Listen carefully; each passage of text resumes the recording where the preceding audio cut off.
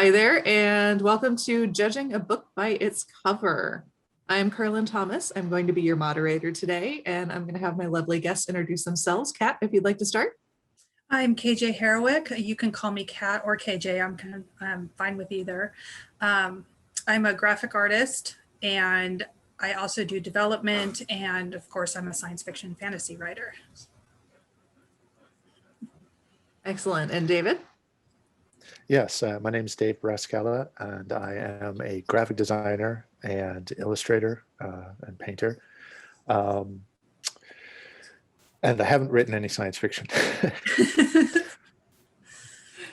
But yes, I've been doing a lot of work in actually in iconography on the computer. I designed a lot of icon systems that you probably have already seen. But I did a lot of science fiction and fantasy illustration when I was a kid, and I got away from it when I became a musician and then a graphic designer. And now I've decided to, I don't know, about 10, 12 years ago, I decided to get back into it. And since then, I've been doing some book covers and also working with some gaming companies where there's a lot of work for artists these days. So that's been a lot of fun. Excellent. Thank you both. I think this is going to be a really interesting panel, especially for our folks who aren't as familiar with what goes into designing a book cover. So let's talk about what are some things that you ask your clients before starting a cover? What do you need to know from them before you really start the work? Dave, do you want to start us off? Sure. I really focus most on what the author feels are the important qualities to convey on the cover. I mean, do they want to convey a sense of a certain character or a sense of place, or maybe it's a overall mood of the book that you want to get across?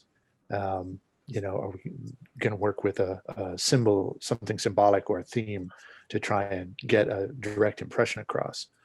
So those are good things to know going right in, because it can really change your approach. And some of those things can be done through typography and the graphic design of it.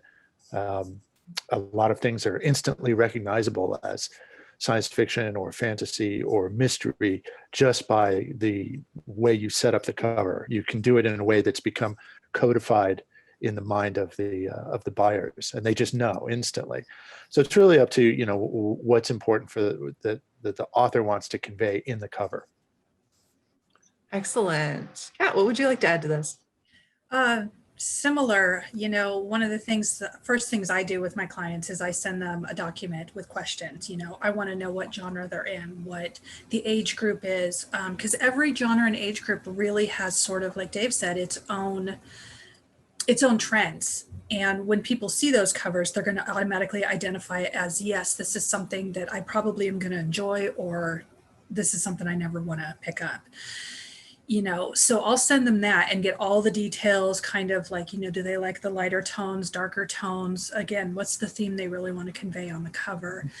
I always ask them if they want faces or not faces. Since I do more of the graphic design, I'm always using stock imagery and backgrounds and details and font and typography, just kind of blending it all together. And then the next thing I'll do is I will ask them to start a Pinterest board, public or private, and just put everything on there that they find that conveys the tone of their book, what their characters might look like, what the setting might look like, the colors they really like, other covers they like. And what happens is, as I look at that board of images, is you start to pick out patterns of what the client really wants that they may not even know that they want. And so using both of those things, the document and the images, then I can actually get a stronger feel of what are we trying to accomplish here. Excellent. Thank you both so much. That's interesting. If I could just add, I'm going to start using that technique because I use Pinterest extensively for myself. I have hundreds of secret boards that I'll just make for a project. I'll just start stuffing everything in there. And I started doing that just to save space on my hard drive, but now I just depend on it. And I add things constantly. It's But it never occurred to me that I could get the client to do that as well. it's funny because Um, if you tell them they have homework, they're like, wait a minute, what? But every time, as soon as they're done with their board, they're like, ooh, I had so much fun doing that. So, because it's a project they love. So, That's it is phenomenal. fun. It's a danger of going yes. down rabbit holes. Yes. You have to stay focused. Yeah. Excellent. So that actually leads perfectly into my next question. Let's talk about the elements of a book cover and what goes into creating it. Like, what things are essential to a good book cover in your opinion? And Kat, why don't you start us off this time? Oh, that's tricky. It really depends again on the genre and the audience and, who are your readers? So I know with an MG book, something that's for middle grade kids, a lot of times it's good for them to have brighter colors, to see kids on the covers. It's good for, to have an illustration or even images that are a little bit more cartoony, because these are things that draw a kid's eye, that make them go, ooh, I want to read this book. It has a squirrel on it, or it has this girl that I identify with, she's got kinky black hair, but pale skin. So that's the first thing you want to do, is you really want to look at your market. What is the market you're going for? And then as you're building, you want to have a base image, and you want to have a focus for the front cover, a focus for the back cover, and have it seamless along the spine, especially if you're doing a full wrap, unless you're doing, like a solid cover on the back image. And then of course, once you get the image built and in place and, everything set by the client, you really want to have the right font. And there's a lot of fonts out there that are overused because they're free, and they look great. They're just, what you're getting as soon as you see the font. But there's a lot of them that don't quite hit the right mark. And with just the right type of font on there, you really call the right audience and really show the artistry of the work. Excellent. Thank you so much. Mm-hmm. And Dave, what would you like to add to this topic? Yeah, with typography, I really feel like there's a reason it's a full-time job for people. It really is as deep a field as you want to go, and I love it. That's another thing. I can go on font searches and be lost for days and wander back out of the woods. But yes, there's a lot to think about. There's the factors Kat was talking about. There's getting the right composition. Dramatic lighting never hurts. Can pull people in, and to find some way to take the information that you gleaned from the client and somehow make that engaging for the buyer. However you can do that, and as she said, that there's different age groups, but I mean overall, I think there's general principles that work as well. Things that stand out, keeping it simple.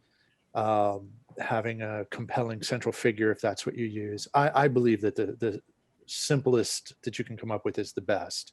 Mm-hmm. Not too crowded. I mean, you can certainly do crowd scenes, but it's better to be as direct as you can be, because there's a lot of competition, especially if you're actually on a physical bookshelf. Online, I think it's a little different, but people really are focusing on certain things in the cover, and things will pull you in directly if they're compelling. And even the tone, getting across the tone of the cover, the tone of the book, the feeling of the book.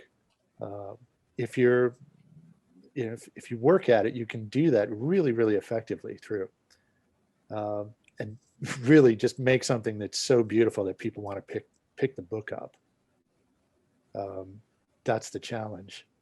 If you combine all those elements right, you can actually create branding, a sort of informal branding, even if it's not a book series. If you've got a book series, obviously you're going to use cohesive set of illustrations or typographic treatments across the whole range. But I know there's a few paperback authors here who just write general, like crime fiction and detective fiction here in Sweden that have a look, and it's one of their books when you say, oh, they've got a new one, and you just grab it. I don't have that one, right? So you can really make all that sort of work for you just with the color even, or the layouts.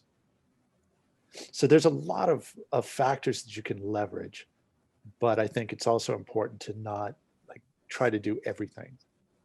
You know, I'm also, I feel as a book reader, you know, I like books that don't give away much on the cover. I would prefer to get a general feeling. I know that, well, back in the 60s, there was a trend for science fiction where things were very, like sort of Richard Powers, where things were very abstract, and Paul Lair. And there were these fantastic abstracted images that were really, really compelling, but really didn't have anything to do with the stories inside the book. And yet somehow it worked. It didn't matter because your mind made some kind of conscious correlation. I was like, well, there's no actual organic orange rocket ship in this book, but for some reason, I'm connecting it in my mind to that. And I think that was a really fun trend. Of course, things are much more direct now, and you can't really afford to do that most of the time. But I do think it is an interesting approach to try and make more of subconscious connections, to let the buyer make the connections in their head. That's more challenging, but it's interesting that, you know, how far you can go in certain directions.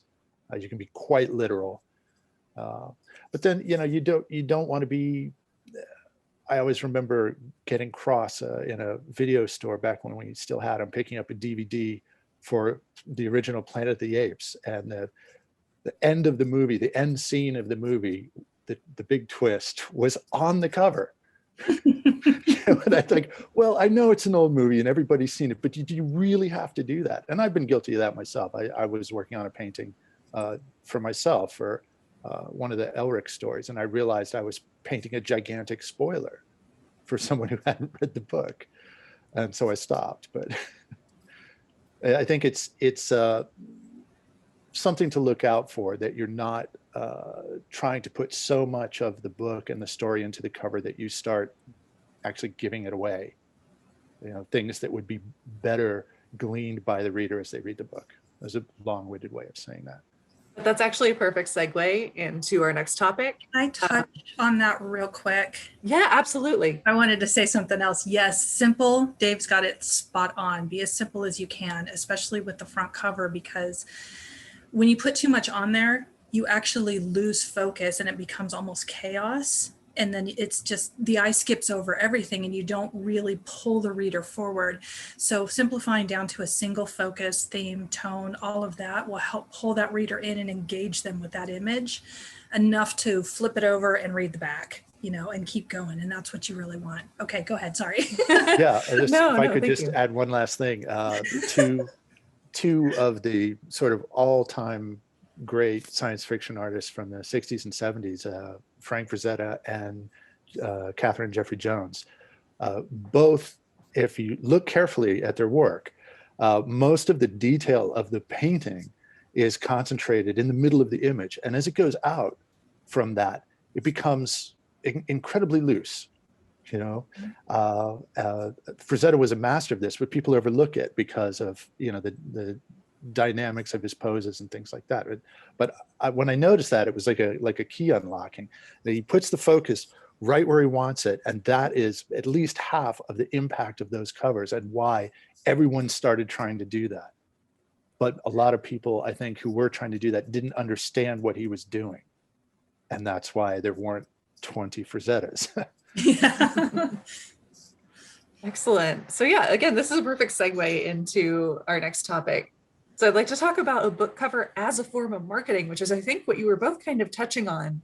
Is I think a lot of authors, when they're thinking about getting their first book cover, they're thinking about, oh, this cover is going to be the soul of my book. It's going to represent everything. And a lot of times kind of forget that marketing is the purpose of it. So Pat, do you want to start us off on this one? Yeah, you know, I think David Cochran said it best. You know, he said, build your brand into your story. And that way, every story you put out, readers will connect that and always come back to your brand. And I think that really works for the covers as well. You have to build the author's brand into the cover alongside the heart and soul of that story. You know, and when you do that, because what you're doing is, you're not just saying, here's a cover for my book, it's pretty, okay, we're fine now. Now comes the big challenge. You have to find your readers, you have to market it. And not only do you have to put it in front of people, you have to make it impressionable enough that it will make them stop in their tracks, make them pick it up and look at it and go, oh, this is interesting. Turn it over, read the back, or open it up, read the book flap. You know, you want them to keep taking those steps. And the cover is really the big first step. And when I see great covers on, honestly, I've seen them on ads and I'm like, ooh, and I click right through and I'm in the book. I've got it 5 minutes later and I'm curled up with my Kindle. So building the brand, building that image really does work, as long as it, you know, that's the piece that you need. And once you get it in front of people, like Dave said, those keys are going to start unlocking. Excellent. And Dave? It's an interesting subject. There are, let's see if I need to put this correctly. I look at things in a lot of ways. I'm sort of new in the actual profession of creating the book covers. I've had some breaks recently and doing my first book series. So in a lot of ways, I look at this more from the perspective of a sort of voracious reader of science fiction and fantasy and the things that I like. So sometimes it's difficult for me to separate what my personal preferences are from, you know, what's actually out there and what are maybe the best practices. But yes, you don't have a lot of time to catch the buyer these days, because there's, you know, the genres have exploded and it's gone mainstream and there's so much on offer. And you're seeing it, you're sort of in this arrays of great work, and everyone's doing great work in all the different styles. So you don't have a lot of time, which is where it comes back to keeping it simple and keeping it focused. But you've got to determine what is going to sort of identify your brand, your personal brand as an author. Like if there is a sort of an overarching brand that you idea that you have. I don't know if I'm explaining this well. Mm-hmm. But it loops back to keeping it simple and keeping it focused. But depending on what you want to do from a marketing standpoint, that might be better served through typographic treatments or you know, making a sort of a homogeneous front that gets presented so people know it's one of these books or one of those books.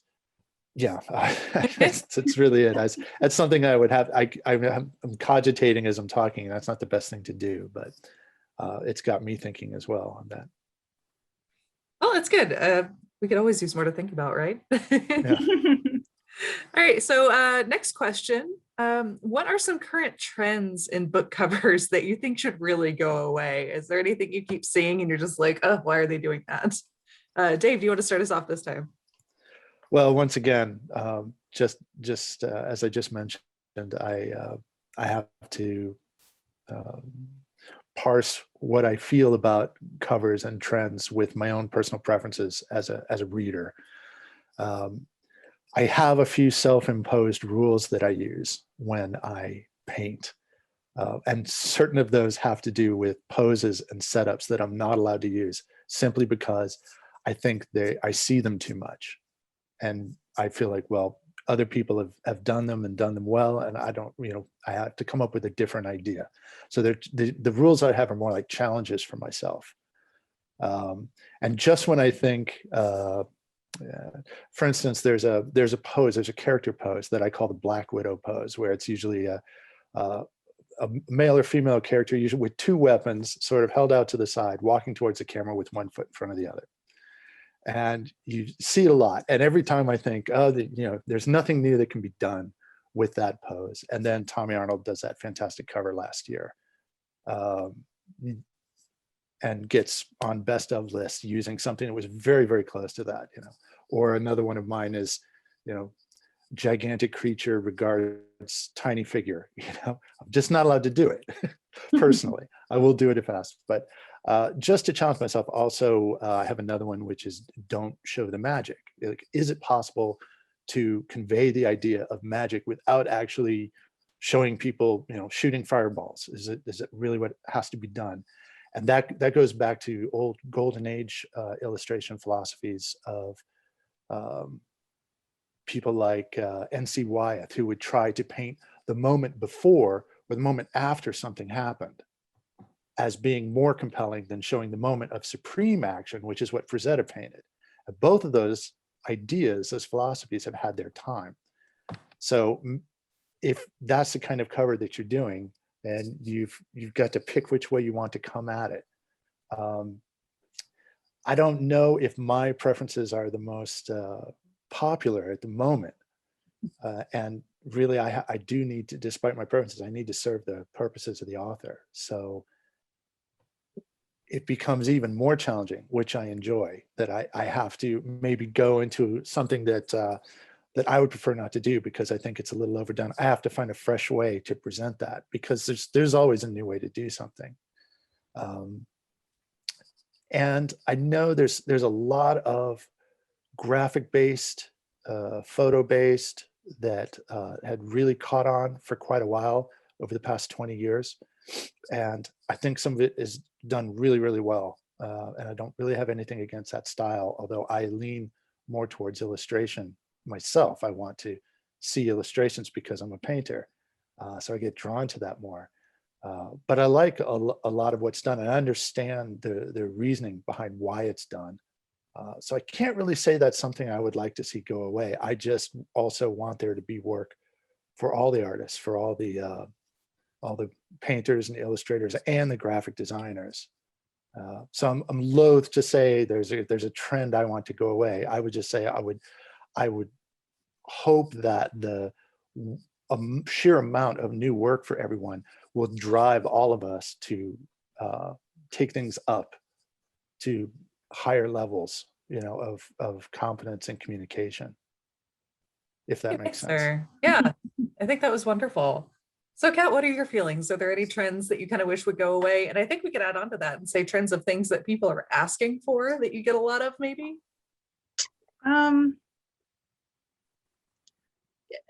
There's not really anything that people really ask for, but there's a couple of trends that I personally would like to see kind of disappear. And I think it's just because they're sort of relics of the past.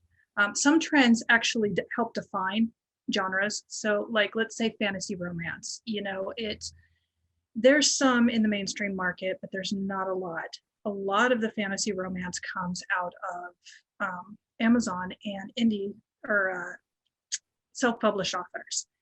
And they have a definite style, a woman on the front, there's magic swirls around her, there's some kind of a background, and about 80% of them use a specific font.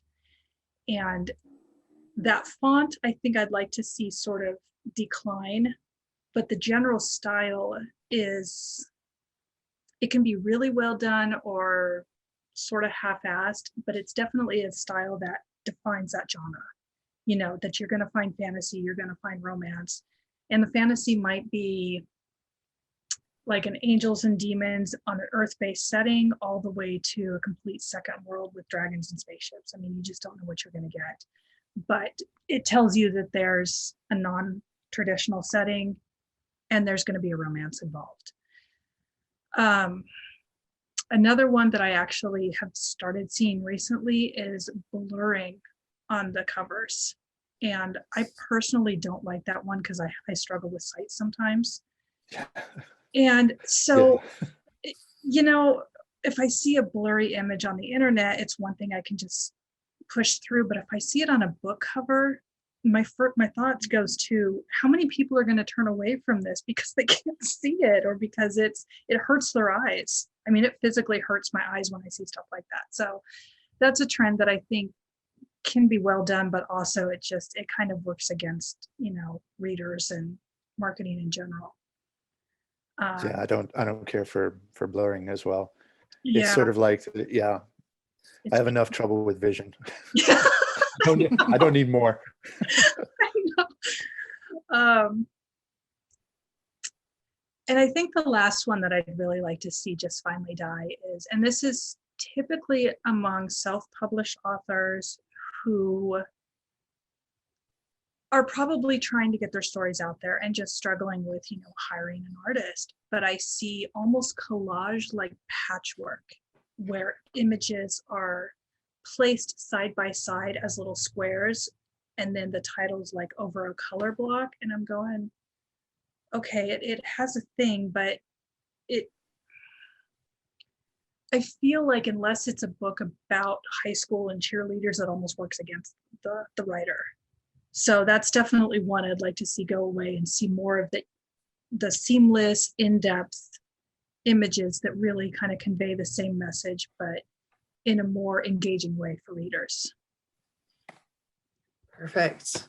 I'm actually going to circle back because I think that leads to an interesting question, kind of a tangent from one of the earlier ones. Mm-hmm. When somebody looks at a book cover at the first glance, what do you think they should come away with? And whoever has an answer first. That is a good question. I think it's a feeling.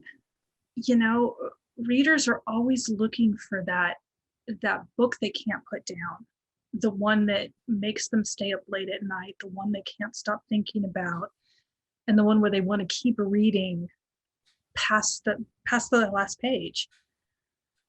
So when you see a cover, I think there's a hope that comes with it, that when you look at that cover that you can go, oh, maybe this is it. Maybe this is that next book, that one that I really, really am never going to stop thinking about again. For me, that was Ivan Cat. He wrote a book called The Eyes of Light and Darkness, and the cover had nothing to do with his story. It was all this like abstract pinks and blues, and I'm like, okay, well, it's different. And I read the back and I'm like, ooh, I want this. And it ended up being this science fiction archaeological thriller with alien species that was just unimaginable. I mean, I couldn't put it down. And I read it about once a year. So I think that's really what you want, is you want that feeling. You want readers to feel that hope of maybe this is the one I was been looking for. Wonderful. Dave, do you have anything you want to add? Well, I know that feeling. I'm somebody who buys multiple copies of my favorite books just to get different cover treatments of them. Oh, yeah. So I have my favorite editions. But yeah, I think that there's this engagement. You see it and that you want it. You look at that, you're like, I want to know more about that. You reach out for it in this almost this childlike way, like, what is this? Hey, and that you put the touched right on the point of it, that it's a hope, that this is the book, this is the book. And I have books that have traveled with me my whole life that I read every year or more, that are just like old friends. And I'm always hoping another one of those will come along. And I thought, well, there's so many books now, there's got to be more. Mm-hmm. And yet they're still rare to find. Yes. But this also kind of circles back to a point that I was going to say, a little bit about more photographic imagery on covers, that while I appreciate it, I think it can be really well done. I feel like sometimes with a particular artist, if the right artist hooks up with the right author, that it can become sort of iconic and bound together with the book. I mean, you look at how, well, the easy example is people like Alan Lee or John Howe that got associated with Tolkien so much that they became the go-to, or like Dan Dos Santos, and the Patricia Briggs books, like they're just entwined. For me, it's John Schoenherr and Dune, the original Dune illustrations. For me, there's so much Dune art, and with the anniversary and the movie coming out, there's so much, but those remain in my mind just cemented as the iconic images of that story. So I think that there's sort of a added value in there. If you get the right combination, you can really create something that extends the book's experience out into a symbiotic relationship with a particular artist who really gets it. Mm-hmm. If you can find that's gold, and that's really strong. And I think that can help convey what you were talking about, Kat, this sense of there's something really, really special going on. I can't offhand think of any examples of that I have. Well, there's maybe a few in the science fiction genre, but again, I'm biased. I lean towards paintings. I'm more drawn to that. But I'm a graphic designer too, so I'm like, ooh, I like that typeface. I mean, I'll pick up a book just for the typeface. Yeah. But I just love typography, so I'm maybe not the neutral measure of what works and what doesn't. Okay, I have to ask a question only because when you talk about the Dune artwork, do you mean the stuff that's attached to the original books, or do you mean the stuff that was originally drawn for the series but actually ended up being part of the Aliens franchise? No, I mean the first edition, the paintings on the cover of the first edition, and there was an illustrated version that had the interior illustrations as well, that are just wonderful. It's just fantastic artwork, and it's one of my favorite artists. There's also a book that's just legendary to me. I never see it or hope to see it, but it's the special edition of the first book in A Song of Ice and Fire that was illustrated by Catherine Jeffrey Jones in the hardback. And I think it came out in the 90s. You could probably find one for $1 bazillion now, but something special like that, where that became part of your experience, or that the author felt that artist captured it. Was it James Cawthorne who did the first illustrations for Elric for Michael Moorcock, who the author himself said, no, that's the guy, this is the person who gets these characters, and it becomes sort of definitive in that way. I think that's really exciting when that can happen. And on the other hand, you can get these books that become so popular that around the world they have all these different artists doing the covers. Each country has its own covers, and then it becomes almost a talking point or a conversation to be had amongst all the fans of which ones do you like the best. And each different cover group has its fans. I think that happened with Harry Potter. Yeah, that's an interesting point, because one of the things with a couple of the writers that I know like their US cover is one specific way, and then they get overseas and it's completely different. In Hungary or in Japan, it's just the trends and the styles are so very different from the US. That's a good point as well, that culturally things are different where the book is being marketed. But there was something, I read something that Marianne Kipp said. She was writing about book covers, and she was talking about how that actually, I can't remember if it was her or Lauren Panepinto from Orbit. She's a AD over there. She was saying that one of the things that Game of Thrones had done was break down the barrier to fantasy and science fiction in the mainstream, so that you no longer had to sort of convince anyone to pick up a fantasy book or science fiction book by doing covers that looked like, her example she used was like a movie poster. Make it look like a movie they didn't see. Now everyone's just like, hey, so this fantasy, what do you got? And so it's freed everyone up to be a lot more expressive, I think, and take a lot more chances. There's abstraction is coming back, which I think can be a really nice bridge between the graphic design photographic approach and the illustration approach. It's just sort of in the middle. And there's people doing flat art, all kinds of vector art, all kinds of styles that are just stunning. What was it? Jenny Zemanek, I believe it is, who The Flight of the Dark Star Dragon. Absolutely gorgeous cover, design-wise. As a designer, I love it. As an illustrator, I love it. The typography, the whole thing is great. I couldn't do that cover. It's not at all what I would come up with. There's a lot of covers I'm so in awe of. They nail every single corner of it, and it's gorgeous. Yeah, and even just some pure typographic solutions become become favorites for me, depending on what you can do. It's really how far you can push things. And I think it's good to do that. We've got,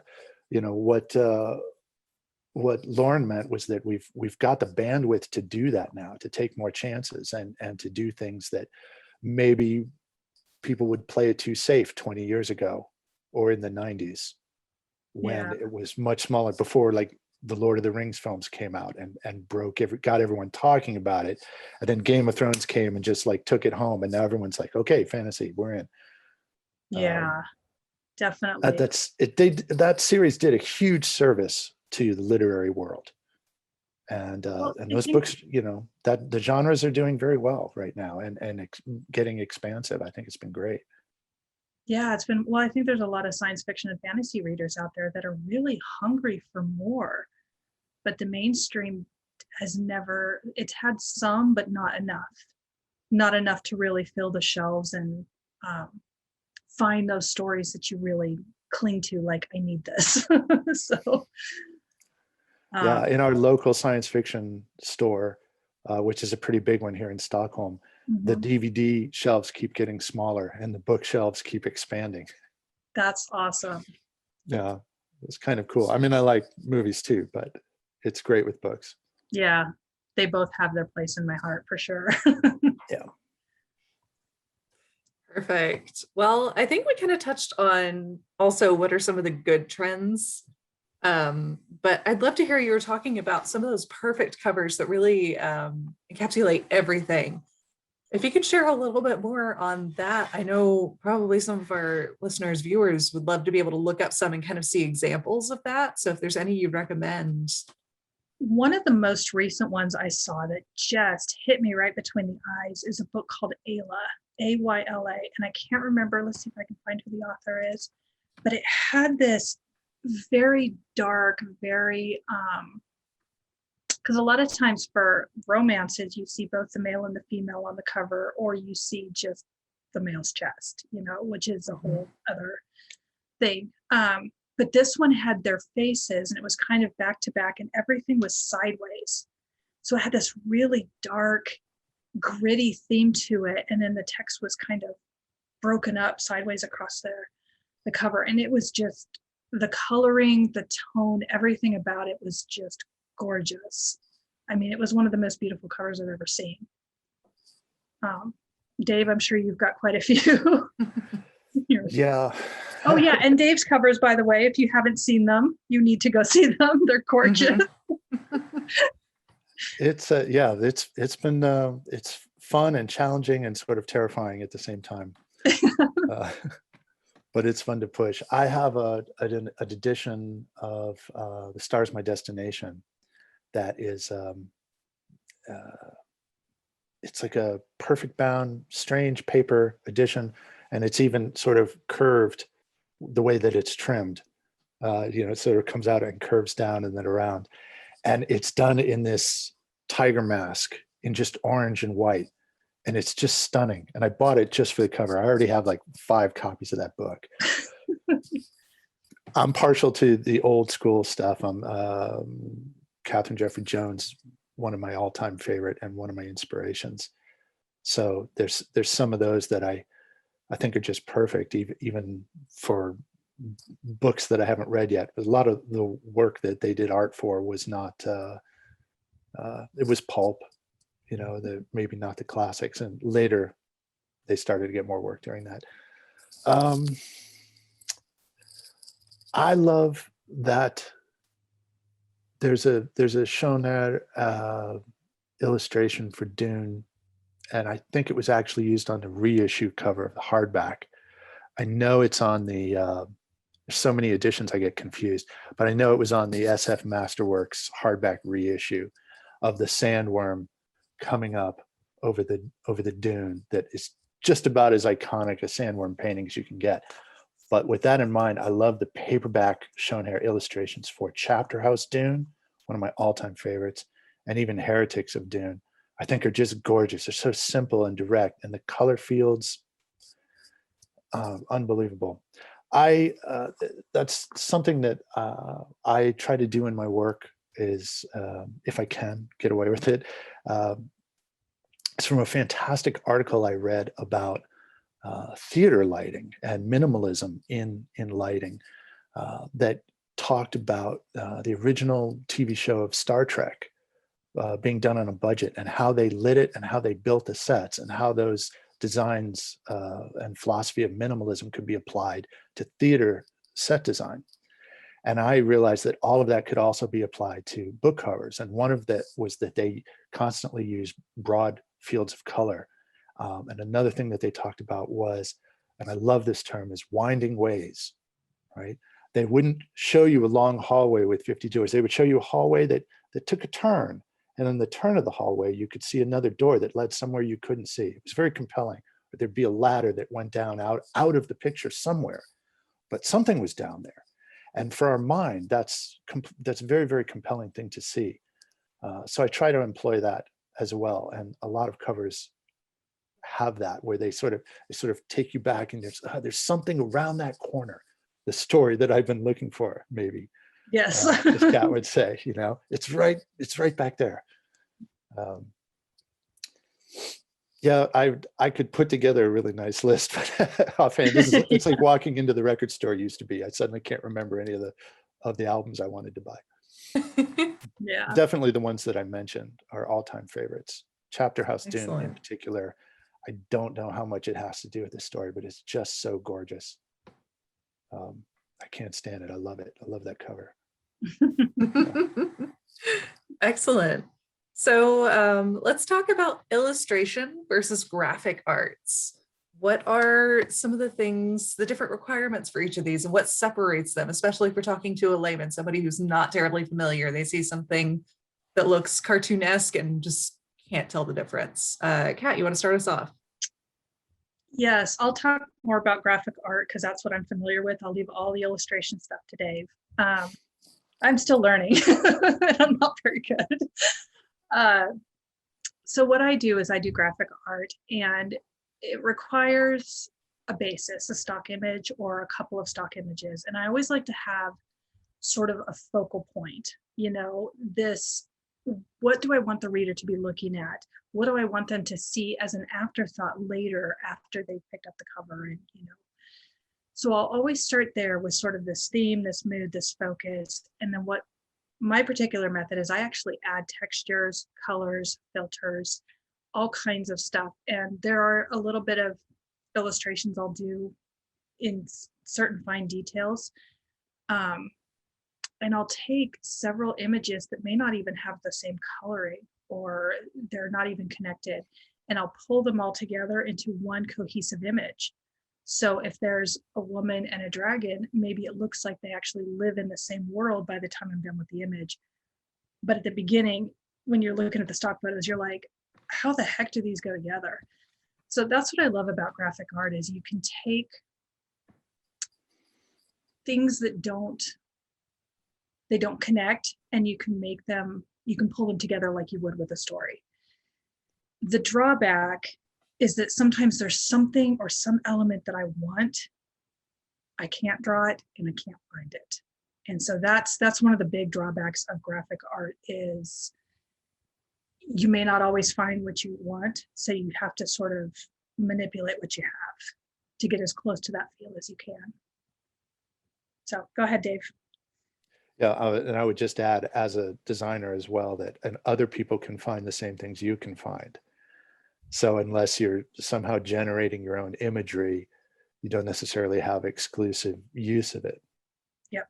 I have that same issue with model reference, for instance. I learned to shoot my own, right? Because otherwise people are like, oh yeah, I used that photo too. People know exactly what you did. Yeah. I really groove on graphic design as well, and I really enjoy those covers. I think can be really really fantastic. It reminded me as another favorite that is actually graphic design, was the original. Forget what year it was, 94 or something like that. The original paperback cover for William Gibson's Idoru. Loved that cover. I was always so pleased to sort of have it with me. I'm like, look what I'm reading. It just looked really, it was exactly what I wanted out of the book was on the cover. And that was just pure graphics. I thought that was really cool. But going back to one of the things I was talking about, for instance, with Jones or Frazetta, this idea of not having everything finished. One of the things that my instructors used to tell me was, don't tell the whole story, right? Don't finish everything out. And you see some artwork, for instance, where everything is finished side to side, top to bottom, and the workmanship is absolutely fantastic, but there's nothing left for the viewer to do. Your mind loves to complete things and finish things. So leaving passages undone and things like that. Sometimes with photography and graphic design, if it's sort of too decisive, everything is there, it can be really nice, but it's not quite as engaging because there's nothing for the viewer to do with the image. Like, here it is. I think that's one place where illustration can really create something compelling as well. And maybe that's the other side of it. Maybe that's the compelling quality of the illustrations, that you can leave passages unfinished, where that draws the buyer in a different way. They're like, because your mind starts automatically completing things and you're automatically engaged at that point. And I think you can do this with photography, but you have to work at it the same way you have to work at it on painting. If the illustration is too finished, it can run the risk of losing that compelling quality. And the same thing can happen with just a graphic solution. That being said, sometimes with these vector art or hand-drawn illustrations, where it's a more illustrative graphic style, and it's side to side and top to bottom, and it's just gorgeous. What was it? Fifuruan did for Joan He, I think, if I'm pronouncing the last name correctly, Descendant of the Crane. It was about 2 years ago or last year that came out. Descendant of the Crane, gorgeous. Mm-hmm. And I'm not going to throw a stone at that in any regard whatsoever. Super finished, but just super beautiful. So there's room everywhere. You just have to be judicious. I think you have to think a little more and find. Don't get lost in the process so that you lose the focus of what you're trying to do with it. I know it's really easy as a painter for that to happen. It's easy to get lost and lose your way. I would expect the same thing would happen doing graphic covers, but we do have the advantage of being able to generate. Well, no, I need an ice bearer over here, so I've got one. But then, of course, I still have to go out and look for reference to draw imaginary things as well. So yeah, one thing I wanted to touch on too is talking about graphic art versus illustration. I think this circles back to marketing and trends that we see in the different genres. If you pick up a romance novel and it has an illustration of a landscape, your readers aren't going to buy it. The illustration could be the most beautiful thing you've ever seen, but if it doesn't fit within that genre, because those readers don't expect that. They expect to see a face on the cover or a chest or some kind of graphic element that shows a human, and that can be done through illustration, the human, but there's that human effect that romance readers, they require in their stories, just like they require happily ever after. And I've seen the same with science fiction and fantasy. There's sort of two sides of it. There's a side that really illustration tells how heavy the load's going to be on the science fiction side or the fantasy side, or how heavy the load's going to be on the romance side. So when you've got a fantasy romance cover, using those graphics plus a few illustrations and maybe showing that magic actually pulls the readers, because they see both sides of it and they see what they want to see. So that's just kind of another piece of it, is as much as I love doing graphic art for my own books, I have to hire an illustrator, because my books will not sell with just a graphic cover. They will sell better with an illustration showing what I need the story to show. So anyway, it's just another piece of it that we all think about. Right. For instance, with mystery or crime novels, quite Yes. often you can convey the mood and the mystery, everything you need to say, you can do it typographically. You Yes. sometimes don't need anything else than that. So I think that's where there's a power to both of them. And you, Mhm. like, as you said, Kat, you need to decide when to bring that power to bear.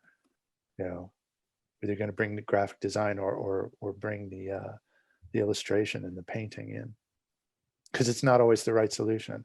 You have to decide which one is going to be best for what you're trying to do. Exactly. And that really comes down to the readers. What is their expectation and who is your audience? What are they going to want?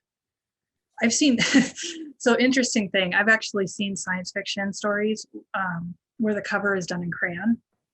And this was years ago. This was a long time ago. And you could tell that it was somebody that just needed to get the artwork up there. Sorry, it wasn't science fiction. It was historical fiction. And so they'd hired an illustrator to do a drawing, but they'd drawn the whole thing in crayon. And I was like, this doesn't work for this audience. It's, and the writer was so frustrated that nothing sold. And I'm sitting there thinking, it's the cover. It's not right for that audience, even though it's a beautiful picture. So anyway. Excellent. Well, I think we've covered some really great things today. That was it for my line of questioning. Did you all have anything else you wanted to add? Maybe advice to people starting out in cover design, or for authors looking into finding someone to do their cover art? I think it's like Dave said, you've got to bring the power to that cover.